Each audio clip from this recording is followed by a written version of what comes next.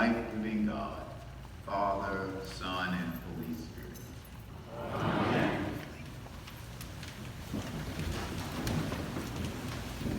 Well, good morning, St. Nicholas and St. John. It really is a blessed privilege and a real blessing to be with you this morning and this weekend as we have celebrated the ordination and consecration of Bishop Megan as your new bishop, and give thanks for Bishop Barry and his ministry, and to celebrate the life and the faithful witness of the clergy and people of the Diocese of Northern California. It is great to be here. It really is.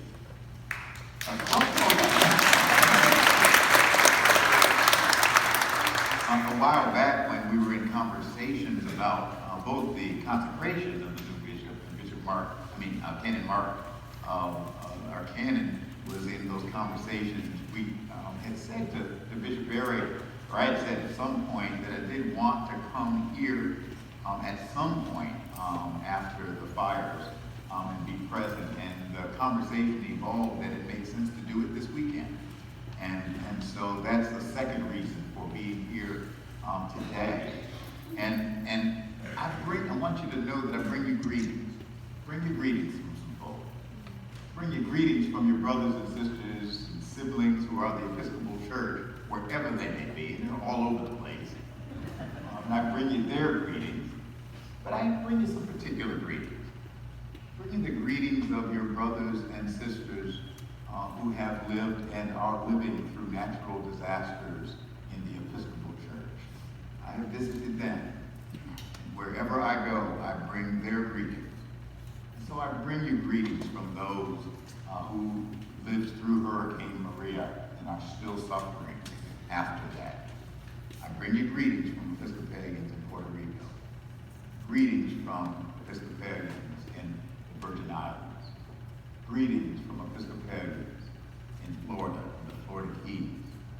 Greetings from Episcopalians in Texas and in the Texas coast. Greetings from Episcopalians in Haiti after earthquakes and hurricanes. Greetings from Episcopalians in Oklahoma after repeated tornadoes, season after season. Greetings from your fellow Episcopalians who, like you, struggle through hard times. But I bring you their greetings and their firm resolve and commitment to continue on. And so I also bring you greetings from Episcopal Relief and Development. Greetings from Bishop Megan. Greetings from your diocesan staff. Greetings from your brothers and sisters who are the Diocese of Northern California. Greetings. You are surrounded by a great cloud of witnesses, and even when you don't feel it, you are not alone. You are not alone. You are not alone. You are not even just the Episcopal Church. You are the Episcopal branch of the Jesus movement. And you are not alone. You are not alone.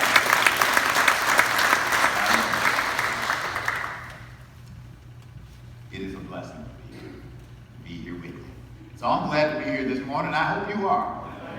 But just turn and tell that neighbor, I'm glad to be here. Just tell him. It's good to be here. Somebody said Episcopalians can't do evangelism. You just did it. You told somebody something good. You just did it. Well, allow me, if you will, to offer just a few words from the epistle in particular, from Galatians. And they come from the 5th chapter, toward the end of the epistle.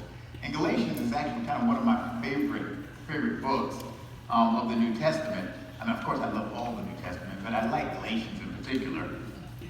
And this comes at the end of the epistle. And if you read all of Galatians, it's pretty short. It's really a remarkable book. And at the end, it's almost as though you get St. Paul, having made this incredibly complex and wonderful argument, making the case for faith as what will get us through. like you can almost see Paul in mid-sentence kind of stop. And he's beginning to think.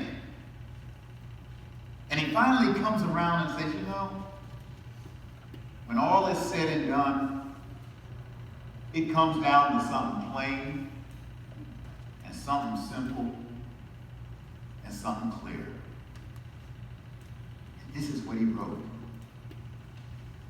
For freedom. Oh, the 4th of July is coming in. For freedom, Christ has set us free. Stand fast and do not submit to any form of slavery again. For you were called to freedom, brothers and sisters. This is in the Bible. This is long before Thomas Jefferson had ever thought of it. For you were called to freedom, brothers and sisters. Only do not use your freedom as an opportunity for self-indulgence, but through love, become slaves of one another. Yep. Y'all hear me, St. Nicholas and St. John's? Y'all hear me, Diocese of Northern California? Y'all hear me, Episcopal Church? Yep. Y'all hear me in the Virgin Islands? Haiti and Texas, and East Carolina? Y'all hear me? Do not use your freedom as an opportunity for self-indulgence, but through love, become slaves of one another. For the whole law of God, this is where Paul says, this is it. The whole law of God is summed up in a single commandment. You shall love your neighbor as yourself. My brothers, my sisters, my siblings, love is the way. It is the only way. It is the way that will see us through no matter what life throws at you. Love is the way. Now let me unpack that just a little bit. I am convinced that Paul really did have kind of one of these moments where he just said, I just wanted to get down. An old priest, when I was a parish priest, I was a retired priest, Father Charles Washington Fox, used to say, this is the point where the nitty meets the gritty. Where it gets down to the real thing, that love of God, love of neighbor, that this is really what it all comes down to. This is the heart and the soul, in fact, of faith, and it is the secret of life. No matter what life throws at you, it is the secret. It is not an easy answer. It is not a quick fix. It is the secret of life itself. Notice what Paul says. The whole law of God. I mean, he's talking about everything that Moses wrote about how we're to relate to each other. What you find in Genesis, Exodus, Leviticus, Numbers, and Deuteronomy, in the Torah, in the Jewish Torah. All of that, all of the law codes, the holiness code, the Levitical code. I just want y'all to know I did go to seminary. All of that is everything that God was trying to get at speaking through Moses. Everything is summed up in this: love your neighbor as yourself. There was a time when Jesus, actually it happened a number of times, had a conversation with a lawyer. I don't know if there are any lawyers in here today. I know Episcopalians well enough to know that there's somebody in here. Jesus had a lot of conversations with lawyers, and this one particular day, in Matthew 22 it's recorded, this lawyer came up with them. They're sometimes called scribes in the New Testament. This lawyer came up to Jesus and asked a similar question to what Paul was actually addressing. Now what I want you to notice is Matthew 22, when that lawyer came up, this was during Holy Week. This was as Jesus suspected that he was about to give up his life, which means he was getting down himself to what really matters. No time for games. No time for additional nonsense. You see what I mean? This was like getting down to where the nitty meets the gritty. Jesus knew the jig was almost up. And when the jig is almost up, you got to get real. And this lawyer comes up to him during Holy Week and he says, "Great teacher, tell me, what is the greatest law in the entire legal edifice of Moses?" Jesus read back, if you remember, and he picked out something from Deuteronomy that Moses had taught there and something from Leviticus that Moses taught there. And this is what Jesus said: "You shall love the Lord your God with all your heart, all your soul, all your mind, all your strength." This is the first and great commandment. And the second one is just like it, just as important. You shall love your neighbor as yourself. On these two commandments, love of God, love of neighbor, on these two hang all the law and the prophets. Paul was picking up what Jesus was teaching. That love of God, love for God, love of neighbor, which means everybody on the other side of the fence. I'm going to let that one just rest with you for a moment. Love of God, love of neighbor, and why you added love of self. That this is the key. This is the key to the whole law and prophets, which is a way of saying this is the key to the will and dream of God for human life and all creation. Love is the way. It is the only way to life. And the truth is, you know something, if I was Oprah Winfrey, y'all would be paying big bucks for this commercial. I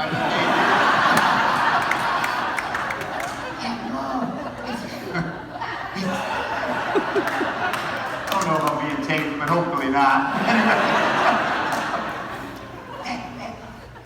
This way of love, which again, if you listen to Paul in Galatians 5, he's not talking about a sentimentality. He's talking about a way of a living commitment. A commitment to seek the good, the welfare, the well-being of the other, as well as myself, but to seek the good. And I've got to tell you, I mean, think about it. This isn't a sentimental thing. This is a hard-headed commitment, and it is a game changer in life. I mean, imagine the Congress of the United States if love was the way. Right? Imagine it. We would get over our divisions and we would find a way forward. You see what I mean? And imagine this, our beloved country, if love was the way. We would come together in pluribus unum. And July 4th would be a celebration of true liberty for all. Imagine this world. If love was the way, we'd learn to lay down our swords and shields down by the riverside and study war. No war. No. When push comes to shove, when you strip away all the superficiality, when you get down to where the nitty meets the gritty, love the Lord your God. Love your neighbor.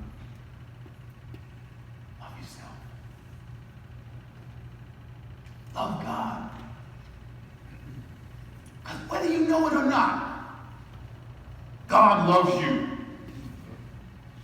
You think you got here because you're cute? I mean, the truth is, we're not cute. The reason I'm limping is I got a broken bone in my ankle, but that's all right. Like I said, I used to be cute and young and swift. Now I'm getting old with broken stuff. I tell you, every time I go to the doctor, it's like taking your car to the mechanic. You know something's going to be wrong. No, none of us are here. We're not here because we're cute. In fact, the truth is, we are God's biggest headache. You think about it. God was doing just fine before human beings came along. I can prove it to you. A few weeks ago, Father Richard, did y'all celebrate Trinity Sunday here? I knew the answer before I asked you. You had Trinity Sunday. We believe in God, the Holy Trinity, which is a way of affirming the incredible mystery of God that somehow well, let me ask it this way. How many gods do we have? One God. That's good. That was his performance review. That's good. We have one God, and we believe this one God to be God the Father, God the Son, God the Holy Spirit. Right. We have one God, and yet we know God to be God the Father, Son, and Holy Spirit, or Creator, Redeemer, Sanctifier. We have one God, not three gods.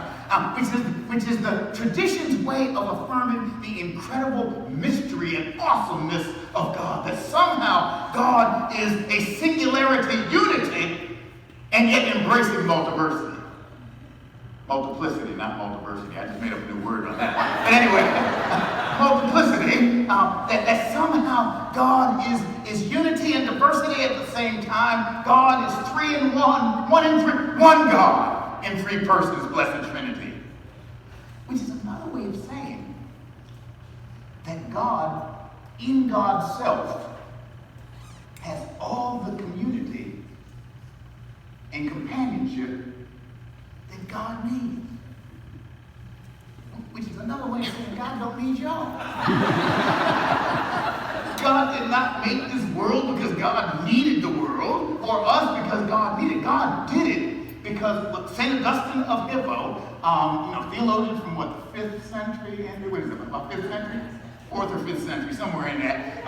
Anyways, the 4th or 5th century. And trust me, St. Augustine of Hippo was no flaming liberal Democrat. I mean, he was about as conservative as you can get. And Augustine of Hippo said the doctrine of the Holy Trinity partially means that God is a community of persons, and he went on and said that God is a community of love in God's self.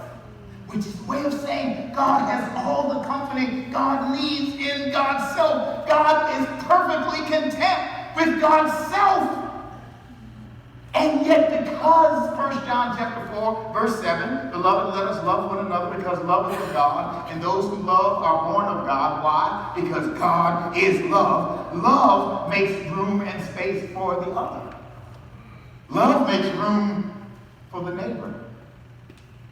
And makes room for the self at the same time. Love says, let there be light.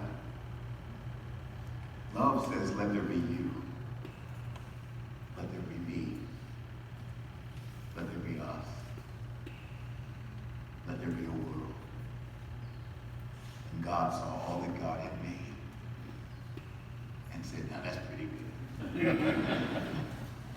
We are here because God loves us. Love the Lord your God. I didn't say agree with you. Go on and fuss with God when you want to fuss. It's okay. The Bible does it all the time. If you don't believe me, read the Psalms. Oh man, they fuss with the Lord all the time. In fact, they say stuff I don't think I'd be willing to say. but yeah, go on, it's okay. I mean, somebody you love, you can disagree with them. Go on. That prayer is actually having that conversation. So on those days when you were just fed up, my grandma used to say, take it to the Lord in prayer. It's all right. I started to say cuss God out, but I won't go that far. But take it to God. Because God loves you. Love the Lord, your God. And your neighbor. The one on the other side of the fence. Your neighbor. Now notice Jesus was really very brilliant. Which is why we call him Lord. But anyway, he was very brilliant. He didn't say like your neighbor. You may or may not like your neighbor, but he said love them. Because see, liking is almost an emotional response. You almost don't have a lot of control over whether you like. You just kind of like somebody or you don't. Or you can grow to like them over time. But it's an emotional response. It's almost a reaction. It's not even a thought-through response. And Jesus didn't say like them, he said love them. Love your neighbor is a response, a decision, it is a commitment. To seek the good and the welfare of the other. Love your neighbor, and love your neighbor whoever it is. You don't have to raise your hand. But is there a Republican in the house? Don't raise your hand. Oh, well, okay. All right, thank you, brother. All right, that's good. I want you to find a Democrat and love that Democrat. Amen. And is there a Democrat in the house? You want to raise your hand? Oh, you did, some of y'all raise it. I want you to find a Republican and love that neighbor. And is there an independent in the house? You all can go whichever way you want, but love your Republican neighbor, love your Democrat neighbor, love your independent neighbor, love your Presbyterian neighbor, love your Methodist neighbor, love your Muslim neighbor, love your Baptist neighbor, your Buddhist neighbor, love your Mexican neighbor, love your Canadian neighbor, love Vladimir Putin. Love your neighbor as yourself.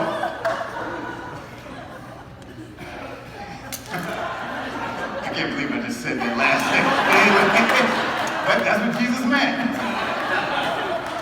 And we would have a different world. And lastly, notice the language of Jesus. Love your neighbor as yourself. Behind that was the word from the Sermon on the Mount. The golden rule. Behind that, do unto others as you would have them do unto you. Love your neighbor the way you want to be loved. Which implies love yourself. Now we're not talking about selfishness. We're talking about healthy self-love. Love the you that God loves so much that he created you. Oh, I'm giving y'all some good, man. I should be writing prescriptions after service. I mean, because love yourself.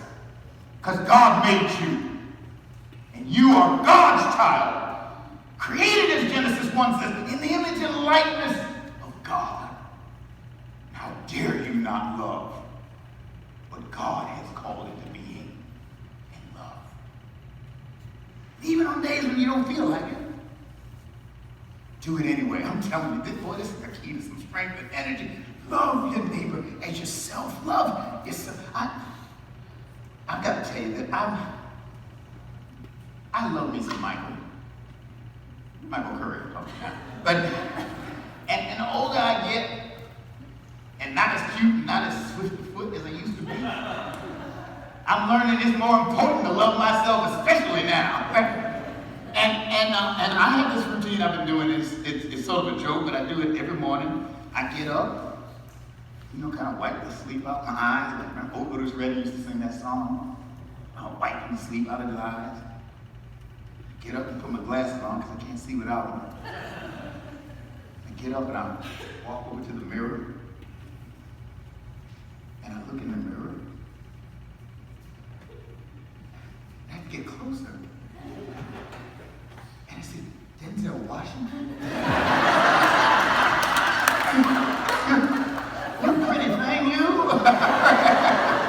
My wife said, you think I'm bad, you old fool. Yeah. It's true, you have to love yourself, even with some illusions, if you will. But love yourself. And this love of God, this love of neighbor, and love of self, this is a formula for life.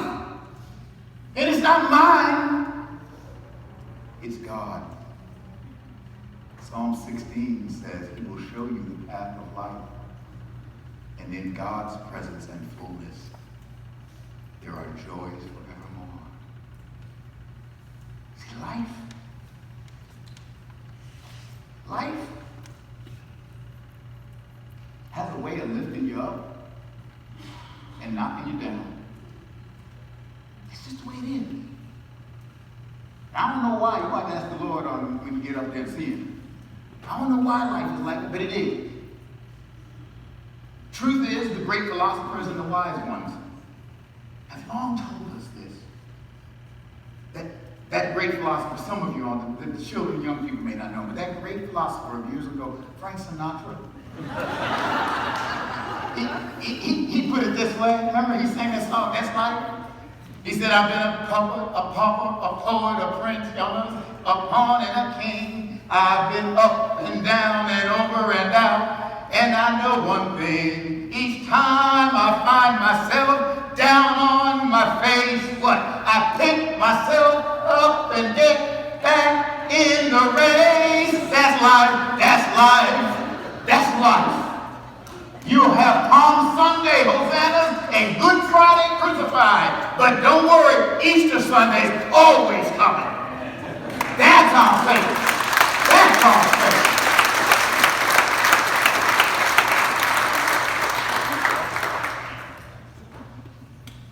So God love you. God bless you. May that love of God, your love for God, and for each other, and for this community, and for yourselves, may that love lift you up and carry you through. The old song says, I'm going to sit down now. If you cannot preach like Peter, and you cannot pray like Paul, just tell the love of Jesus, how he died to save us